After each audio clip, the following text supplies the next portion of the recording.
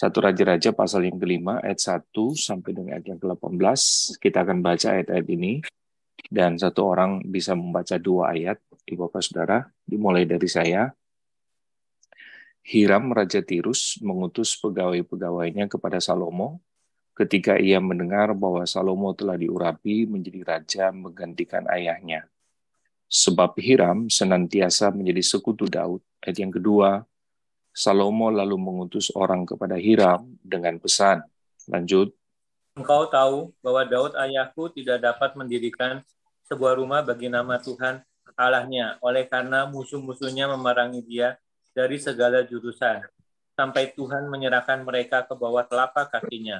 Tetapi sekarang, Tuhan Allahku telah mengaruniakan keamanan kepadaku di mana-mana.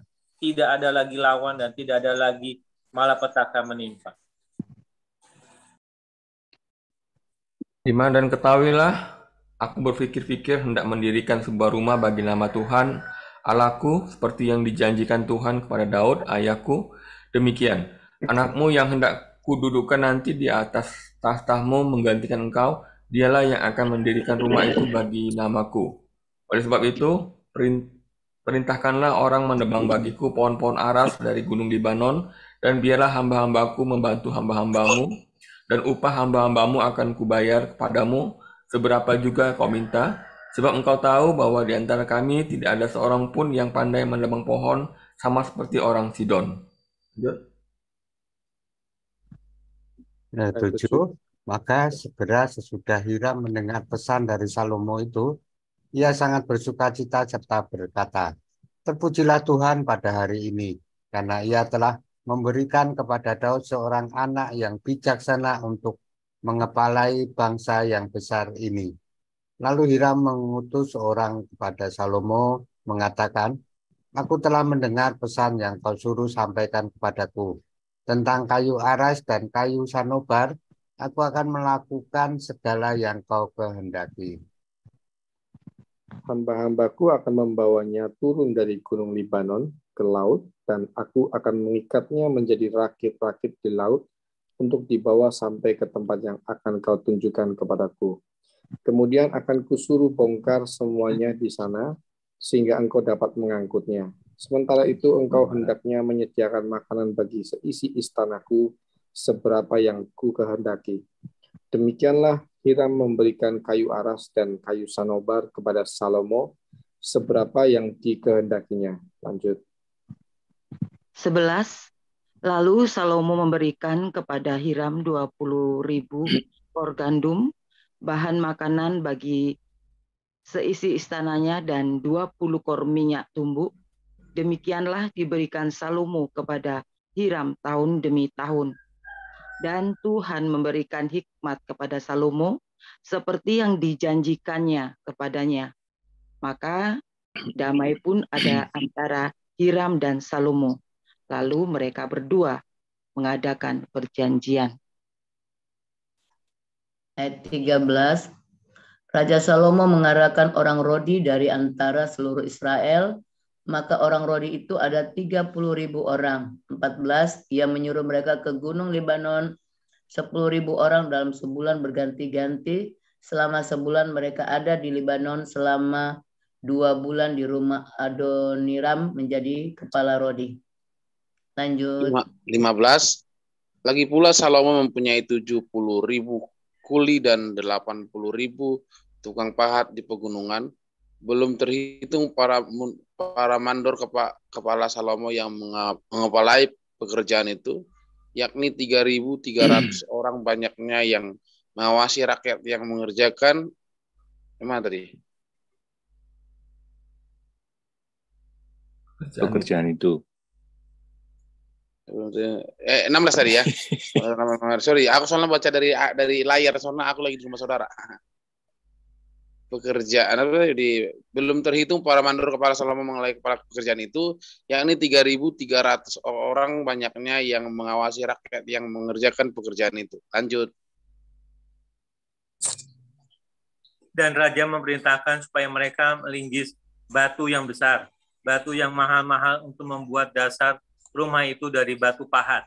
Maka tukang-tukang Salomo dan tukang-tukang Hiram serta orang-orang Gebal memahat dan menyediakan kayu dan batu untuk mendirikan rumah itu.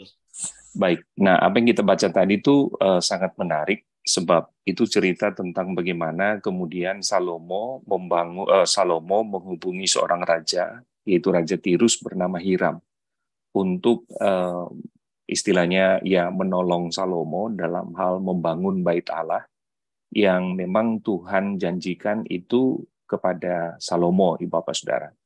Nah, kita tahu bahwa Raja Hiram sebetulnya merupakan raja yang dari dulu itu memiliki hubungan yang sangat erat dengan papanya, yaitu Raja Daud. Kalau Ibu Bapak Saudara perhatikan ketika Daud menjadi raja di Yerusalem, dan kemudian pada waktu dia membangun rumah atau tempat tinggalnya, sehingga seluruh kayu-kayu yang terbaik, kayu-kayu aras itu dikirimkan oleh Raja Hiram itu, Bapak Saudara. Dan kemudian dari situlah kemudian Daud bisa dapat membangun tempat tinggalnya. Nah, hal yang sama juga dilakukan oleh Salomo ketika dia mau membangun bait Allah, Bapak Saudara. Tetapi kalau Ibu Bapak Saudara perhatikan, momen di mana kemudian Salomo membangun bait Allah, itu sebetulnya didahului oleh keberhasilan daripada Raja Salomo, atau Alkitab menggunakan bahasa kebesaran Salomo, Bapak Saudara. Nah, saya mencatat ada 4 kebesaran Salomo yang dicatat dalam pasal 4 itu, oleh Bapak Saudara perhatikan. Yang pertama itu adalah kebesaran Salomo, bisa dilihat di dalam pasal 4 ayat yang pertama. Di dalam pasal 4 ayat yang pertama, dalam 1 Raja-Raja itu dikatakan bahwa Salomo menjadi raja atas seluruh Israel. Perhatikan ada kata seluruh Israel di situ. Kenapa ini penting? Karena kalau saudara mundur 2 pasal sebelumnya, di 2 Raja-Raja pasal 2 ayat yang ke-11, itu ternyata Daud ketika menjadi raja, itu ternyata Daud tidak menjadi raja atas seluruh Israel, Bapak Saudara. Ada tahapan-tahapan di mana kemudian akhirnya Daud diangkat menjadi raja atas seluruh Israel. Nah, karena itu dikatakan di dalam pasal 2 ayat yang ke-11, di Hebron itu dia memerintah hanya 7 tahun. Dan pada waktu dia berada di Yerusalem, maka dia dilantik menjadi raja di Yerusalem itu selama kurang lebih 33 tahun. Jadi kalau di total sebetulnya masa pemerintahan Daud itu adalah 40 tahun, Bapak Saudara. Nah, kita berkata, Salomo ketika diangkat menjadi raja, itu langsung diangkat menjadi raja untuk seluruh bangsa Israel. Baik yang berada di sebelah utara maupun yang berada di bagian selatan, Bapak Saudara. Karena itu, kebesaran Salomo yang pertama itu adalah terletak pada pemerintahan yang legitimasi. Artinya, secara de facto, secara de jure, dia memang benar-benar dianggap menjadi raja atas bangsa Israel.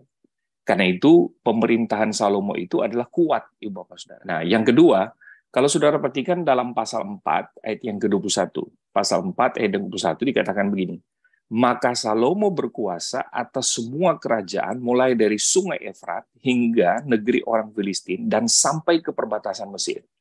Mereka menyampaikan upeti dan takluk kepada Salomo seumur hidupnya. Nah, yang kedua, kebesaran Salomo ini luar biasa, saudara. Dia memiliki kekuasaan yang begitu luas, baik secara politik maupun ekonomi. Di mana? Di daerah Timur Tengah kuno, Ibu Bapak Saudara. Sebab Alkitab berkata kekuasaan Salomo itu mulai dari sungai Efrat itu, Ibu Bapak Saudara. Sungai Efrat. Bahkan Alkitab berkata sampai kepada perbatasan Mesir. Dulu waktu saya ke Israel itu, saudara, dari perbatasan Mesir mau masuk ke Yordania atau ke Israel itu cukup luas gitu, saudara. Dia punya wilayah itu, Ibu Bapak Saudara. Jadi saya bisa membayangkan bahwa betapa hebat sebetulnya Salomo ini. Salomo adalah seorang raja yang sangat dikenal pada waktu itu karena kekuasaannya yang begitu luas. Dia menaklukkan beberapa kerajaan yang begitu hebat pada waktu itu, sampai kemudian pada perbatasan Mesir. Dan yang lebih luar biasa lagi adalah bukan hanya wilayah politik gitu ya, bukan hanya wilayah kerajaan yang ditaklukkan, tapi kemudian secara ekonomi, itu ternyata Salomo itu sangat dibantu gitu. Kenapa? Karena setiap kerajaan yang berhasil dijajah, dikuasai oleh Salomo, maka kerajaan yang dijajah itu wajib memberikan upeti, saudara. Kepada siapa? Kepada Salomo. Nah, karena itu tidak mengherankan bahwa secara ekonomi sebetulnya, pemerintahan Salomo ini cukup kuat karena semua sumber-sumber ekonomi yang didapati oleh Salomo itu didapati berdasarkan pembayaran upeti sebetulnya dari kerajaan-kerajaan yang ditaklukkan oleh Salomo. Jadi kebesaran kedua yang sungguh luar biasa dari Salomo itu adalah dia memiliki kekuasaan yang begitu luas, baik secara politik dan ekonomi, saudara. Sehingga kerajaan-kerajaan di daerah Timur Tengah kuno itu wajib memberikan apa? Upeti kepada dia. Nah, kebesaran yang ketiga itu, saudara lihat, bisa dilihat di pasal 4 ayat yang ke-21. Nah, saya pakai dalam terjemahan bahasa Indonesia hari-hari, dikatakan begini, setiap keluarga mempunyai kebun anggur dan kebun ara. Seumur hidup Salomo, rakyat di seluruh Yehuda dan Israel, dari Dan sampai ke Betsheba, hidup aman dan tentram. Luar biasa, Bapak Saudara. Jadi kebesaran Salomo itu adalah Israel yang dia pimpin itu bukan cuma sekedar hidup damai, saudara. Tidak ada peperangan antara suku sama seperti pada waktu kemudian ayahnya berkuasa, Bapak Saudara. Karena masih bersifat kesukuan, Bapak Saudara. Tapi ketika pada Salomo, Alkitab berkata maka baik di Yehuda maupun di Israel, jadi ada dua istilah. Satu, Yehuda itu artinya di bagian selatan, Israel itu bagian utara. Itu hidup dalam apa, saudara? Dalam damai, saudara. Tidak ada di antara mereka yang saling berperang, tidak ada di antara mereka yang saling membenci. Tetapi Alkitab juga berkata bukan cuma hidup damai, tapi hidup mereka itu adalah hidup yang diberkati. Ekonomi mereka itu begitu stabil. Itu karena firman Allah berkata, setiap keluarga mempunyai kebun anggur dan kebun ara, saudara. Kita tahu bahwa anggur dan buah ara merupakan komoditas ekonomi yang sangat luar biasa pada waktu itu. Sehingga kalau ada keluarga yang memiliki kebun anggur dan kebun ara, itu menunjukkan bahwa ekonomi mereka itu kuat, ekonomi mereka itu stabil. Ini kenapa? Karena memang sekali lagi, Salomo berkuasa dari sisi politik luar negeri dan menguasai ekonomi di Timur Tengah kuno pada waktu itu. Luar biasa, saudara. Nah, yang keempat itu saudara bisa lihat di dalam ayat yang ke-30 sampai 31 dalam pasal 4, dalam satu raja-raja itu. Nah, Alkitab berkata begini, hikmat Salomo melebihi hikmat segala orang timur dan melebihi segala hikmat orang Mesir. Ia lebih bijaksana daripada semua orang, bahkan daripada Etan, orang Ezrahi itu, dan Heman, Kalkol, serta Darda, anak-anak Mahol. Sebab itu namanya termasyur di antara segala bangsa di sekelilingnya. Saudara, dari sisi kekuasaan di Timur Tengah kuno, itu Salomo menguasai. Dari sisi kedamaian dan ekonomi secara internal juga berlaku di bangsa Israel. Dan yang ketiga, dari sisi ketentraman itu, saudara, Salomo memang betul-betul menikmati di Israel. Dan yang keempat adalah, firman Allah berkata, dia memiliki hikmat, saudara. Dia memiliki hikmat dan pengertian di atas rata-rata, Bapak Saudara. Nah, kalau saudara pernah masih ingat di Mazmur pasal 89 yang kita pernah renungkan, tentang hikmat yang diberikan kepada Etan untuk berbicara tentang kesetiaan dan janji Tuhan kepada Daud, yang di Mazmur pasal 89 yang sudah kita pernah bahas, itu Etan itu dikenal di angkatan Salomo atau dikenal di zamannya Salomo juga adalah orang yang bijaksana, Bapak Saudara. Orang yang juga memiliki pengertian. Tapi Alkitab berkata, kehebatan daripada Etan itu tidak bisa menandingi kehebatan hikmat dan pengertian yang dimiliki oleh Salomo, Bapak Saudara. Pengertian di situ sebetulnya lebih memiliki pengertian skillfulness. Artinya, di satu sisi, Salomo adalah orang yang sangat berhikmat, tapi di sisi lain dia memiliki kemampuan yang begitu hebat dalam memimpin, dalam mengelola kerajaan itu. Bagaimana dia menata, bagaimana dia mengatur. Karena itu kalau saudara perhatikan di pasal 4, mulai dari ayat yang pertama itu, saudara, sampai dengan ayatnya yang ke-10, 15, sampai 15, itu berbicara tentang hikmat dan pengertian Salomo yang begitu hebat.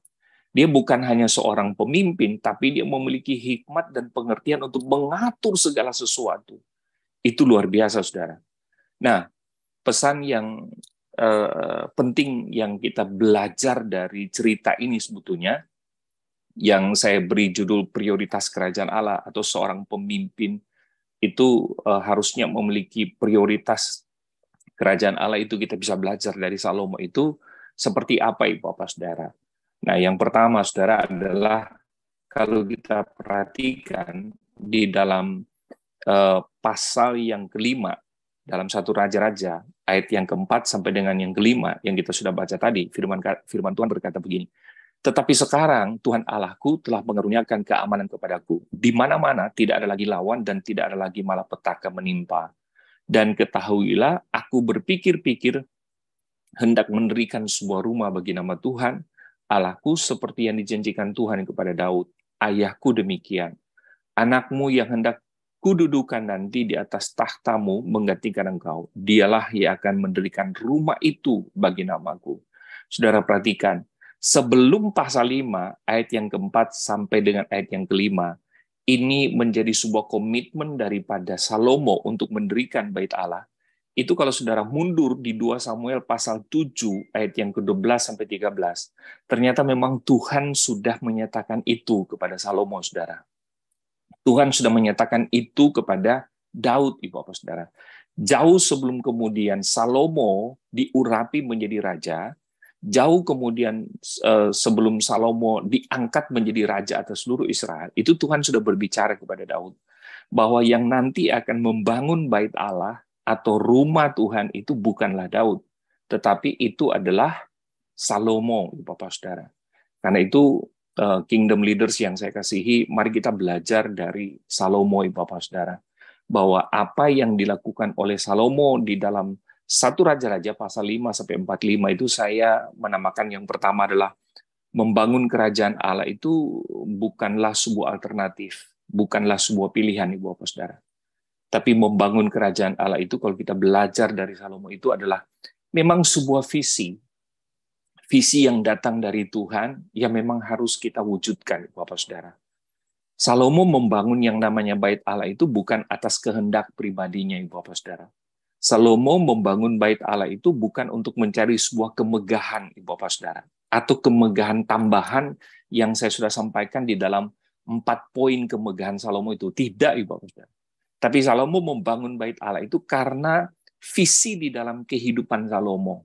Nah, visi dalam kehidupan Salomo itu adalah visi yang datang dari Tuhan, Bapak Saudara. Saya seringkali mendefinisikan secara sederhana visi itu sebetulnya adalah hati Tuhan yang Tuhan taruh kepada hati kita. Itu aja sederhana. Sebab ada begitu banyak teori atau definisi tentang visi. Tapi saya selalu mengatakan bahwa visi itu simple kok. Visi itu adalah hati Tuhan kok. Apa yang menjadi kehendak dan keinginan Tuhan. Itu yang dia taruh ke kita, Ibu Bapak Saudara, sebagai seorang pemimpin. Itu yang diberikan kepada kita sebagai seorang pemimpin, Ibu Bapak Saudara. Jadi, apa yang kita kerjakan di tengah-tengah dunia ini bukanlah sebetulnya berdasarkan kehendak dan keinginan kita. Tapi sebetulnya kita harus berjalan pada apa yang Tuhan kehendaki, Saudara. Pada apa yang Tuhan inginkan. Jadi, apa yang Tuhan kehendaki dalam kehidupan kita, apa yang Tuhan inginkan dalam kehidupan kita, maka kita harus mewujudkannya, kita harus melakukannya, Ibu Bapak Saudara. Itulah visi, Saudara. Jauh sebelum Salomo menjadi seorang raja, itu Tuhan sudah berbicara kepada Daud bahwa yang akan membangun bait Allah itu bukan kamu. Meskipun kalau sudah perhatikan dalam cerita 2 Samuel itu, Daud tuh ingin sekali membangun bait Allah itu. Dia rindu, Saudara, supaya Tuhan itu ada tempatnya, dalam tanda petik ya, dalam tanda petik, sebab Tuhan itu tidak diikat dengan tempat gitu. Jadi Tuhan Yesus itu di mana-mana dia ada, Ibu Bapak Saudara, tidak terikat lagi pada sebuah tempat. Nah, Ibu Bapak Saudara, Daud memiliki kerinduan untuk membangun rumah Tuhan. Tapi Alkitab berkata apa, Saudara? Tidak, yang akan membangun itu adalah anak kamu. Nah, apa yang Tuhan janjikan kepada Daud itu terjadi, Ibu Bapak Saudara. Daud kemudian merelakan itu, dan kemudian akhirnya, Ibu Bapak Saudara, Tuhan wujudkan visi itu melalui siapa? Melalui Salomo. Nah, karena itu seringkali saya berkata kita adalah para pemimpin, Saudara. Kita adalah leaders, kingdom leaders di gereja ini. Karena itu, mari kita bergerak, mari kita mengerjakan semua apa yang menjadi hati Tuhan dalam gereja ini. Nah, saya percaya kalau kita mengerjakan hati Tuhan di gereja ini, dan kita memiliki kesatuan hati untuk mewujudkannya, maka saya percaya tidak ada yang mustahil, Ibu Bapak Saudara. Tidak ada yang mustahil. Pasti Tuhan akan genapi, pasti Tuhan akan kerjakan melalui dan di dalam hidup kita, Ibu Bapak Saudara. Sekali lagi, bahwa visi itu sederhana. Hati Tuhan yang Tuhan berikan kepada hati kita, Bapak Saudara. Nah, karena itu quote saya seperti ini. Tidak ada sebuah wadah atau tempat lain di mana segala sesuatu akan digenapi. Semuanya hanya di dalam dan melalui sebuah visi, Bapak Saudara. Kita hanyalah media, di mana semua rancangannya itu pasti digenapi. Nah, kalau saudara belajar tentang raja-raja itu di bangsa Israel, apa yang menjadi visi Tuhan ketika mereka kemudian tidak mengerjakannya, Ibu Bapak Saudara, bukan berarti lalu kemudian berakhir di kerajaan mereka atau berakhir di pemerintahan mereka. Tidak, Saudara. Itu Tuhan akan lanjutkan pada periode berikut, Ibu Bapak Saudara. Karena itu seringkali saya berkata bahwa ketika Tuhan menaruhkan visi itu di hati kita, percayalah Ibu Bapak Saudara, itu tidak akan pernah mati. Itu tidak akan pernah redup, Ibu Bapak Saudara. Tapi dia akan terus bekerja di dalam kehidupan kita. Kalau kita tidak mengerjakannya, Saudara, Tuhan akan lompat dan kemudian diberikan kepada generasi kita yang berada di bawah. Itu cara Tuhan untuk menggenapi sebuah visi. Nah, saya mau mengatakan bahwa kita jangan sampai kehilangan momentum itu. Kita hanyalah wadah, Ibu Bapak Saudara. Di mana segala sesuatu yang Tuhan inginkan dalam hidup kita, itu pasti dia akan genapi melalui kehidupan kita. Jadi visi itu adalah cara Tuhan sebetulnya, kehendak Tuhan. Apa ya? Mimpi yang Tuhan taruh di dalam hidup kita untuk kita wujudkan, Saudara. Dan tentu saja kalau kita bicara tentang visi Tuhan tentang kerajaan Allah adalah bagaimana kita mewujudkan semua itu didasari pada apa, Saudara? Pada kebenaran firman Tuhan. Karena itu sekali lagi saya mau katakan bahwa mari kita mengerjakan apa yang telah menjadi bagian kita di dalam mewujudkan tentang visi Tuhan di gereja kita. Jadi seorang pemimpin itulah seorang pemimpin yang harus memiliki visi. Visi yang datang daripada Tuhan, dan kemudian kita bersama-sama bergandengan tangan untuk mewujudkan visi itu dalam pelayanan kita, Ibu Bapak Saudara. Yang kedua dan yang terakhir, di dalam pasal 3, Saudara, ayat yang ke-12 sampai 13 dalam satu raja-raja dikatakan begini, Bapak Saudara. Maka sesungguhnya aku melakukan sesuai dengan permintaanmu itu. Sesungguhnya aku memberikan kepadamu hati yang penuh hikmat dan pengertian, sehingga sebelum engkau tidak ada seorang pun seperti engkau, dan sesudah engkau takkan bangkit seorang pun seperti engkau, dan juga apa yang tidak kau minta aku berikan kepadamu, baik kekayaan maupun kemuliaan, sehingga sepanjang umurmu tak akan ada seorang pun seperti engkau di antara raja-raja. Saudara, 1 Raja-Raja pasal 3 ini cerita tentang Salomo berkunjung ke daerah Gibeon. Lalu di sana dia mempersembahkan sesuatu buat Tuhan. Dan pada waktu dia tidur, Ibu Bapak Saudara, maka Tuhan menampakkan diri kepada Salomo di Gibeon. Nah, pada waktu Tuhan menampakkan diri, ternyata Tuhan berbicara kepada Salomo. Tuhan tanya kepada Salomo, "Hei Salomo, apa yang kamu minta kepadaku?"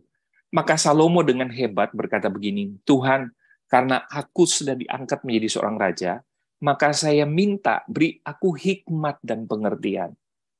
Maka firman Allah berkata, maka Tuhan memberikan apa yang menjadi kerinduan daripada Salomo. Tapi Bapak Saudara, orang hanya melihat bahwa ketika dia meminta hikmat, Tuhan memberi. Maka orang lupa di ayat 13. Ternyata Tuhan tidak hanya sekedar memberikan hikmat dan pengertian kepada Salomo untuk memperlengkapi Salomo sebagai seorang pemimpin untuk memimpin kerajaan Israel. Tidak. Tapi ternyata Tuhan berkata apa? Apa yang tidak kau minta pun aku kasih. Apa itu? Kekayaan maupun kemuliaan. Nah, kan itu kalau saudara perhatikan 4 poin tadi tentang kehebatan atau kebesaran Salomo, itu adalah merupakan sesuatu yang Tuhan beri, Bapak Saudara. Bukan kemudian atas hebatnya Salomo, tidak. Nah, karena itu Bapak Saudara, poin yang kedua sebagai pesan buat kita sebagai seorang pemimpin adalah kita perlu menyadari bahwa semuanya karena Tuhan, Ibu Bapak Saudara. Bukan karena aku, bukan karena saya. Jadi semua yang kita kerjakan sebagai seorang leader untuk mewujudkan yang namanya visi kerajaan Allah itu sebetulnya bukan karena kita.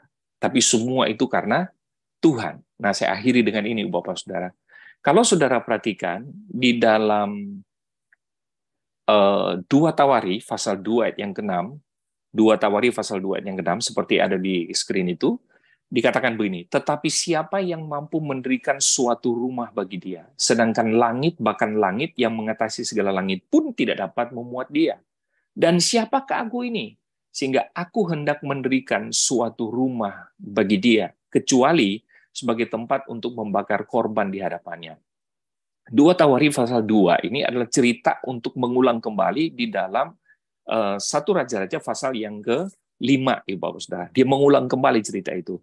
Dan yang menarik, ada kalimat yang keluar begini ketika dia mengatakan kepada Raja Hiram, dan siapakah aku ini? Sehingga aku hendak mendirikan suatu rumah bagi dia. Salomo menyadari, Bapak Saudara, dia hanyalah media, dia hanyalah alat.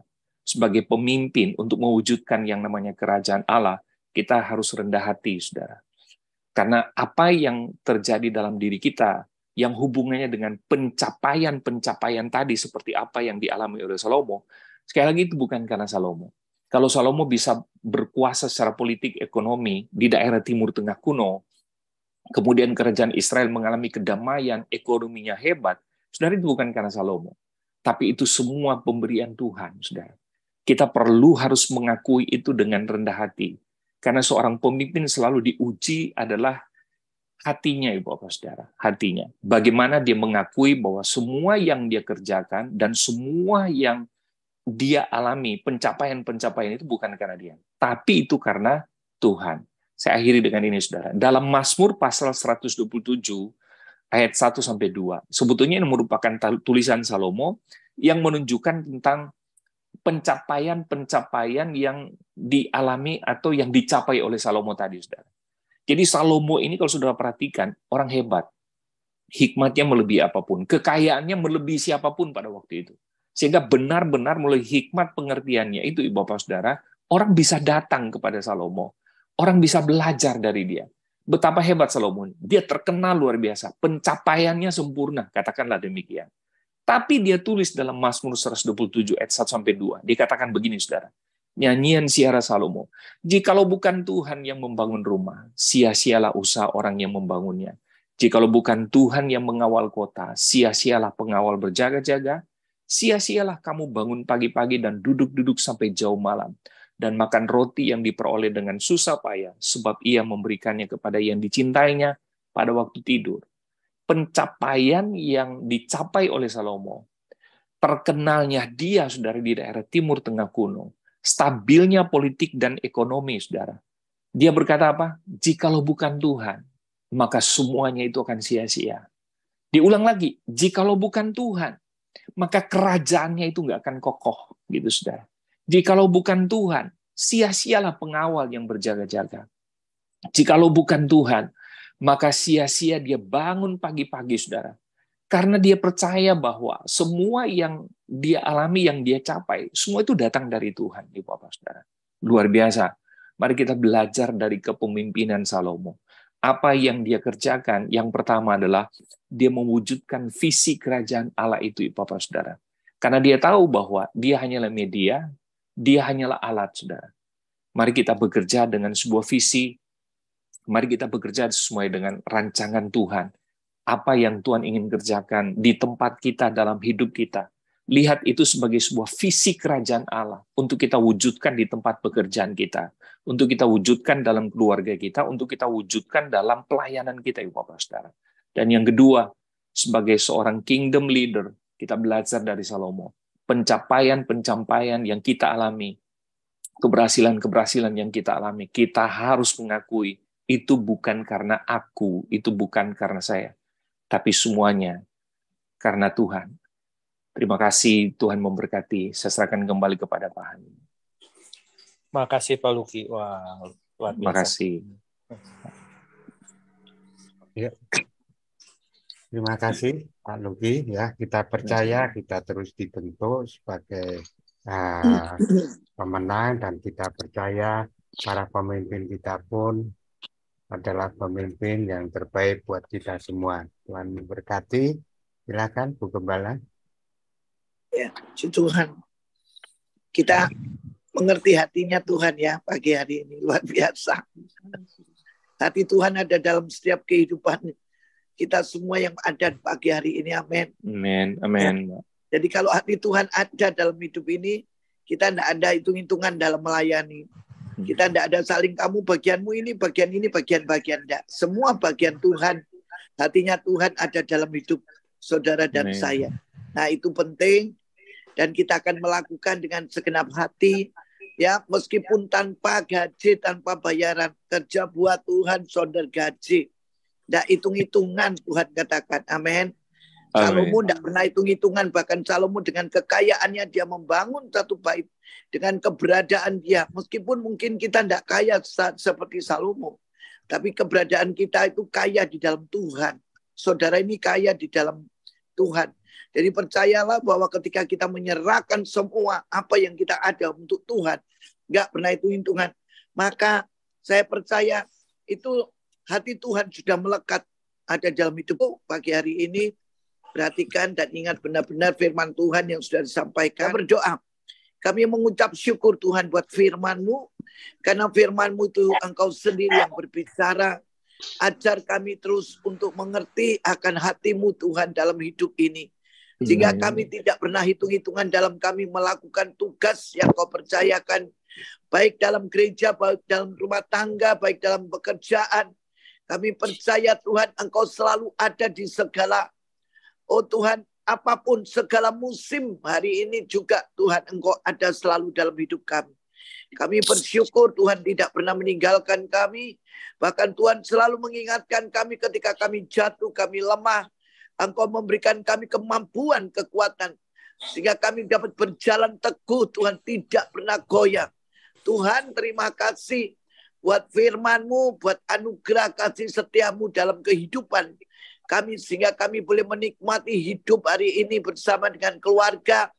Anak-anak, menantu, cucu, seisi rumah tangga, bahkan teman-teman kami Tuhan. Kami percaya ini sungguh luar biasa dan Engkau membedakan daripada anak-anak yang lain Tuhan. Terima kasih. Kami mengucap syukur juga buat gereja Murok Tuhan. Engkau terus mempertajam iman kami Tuhan. Kuatkan dan teguhkan kami.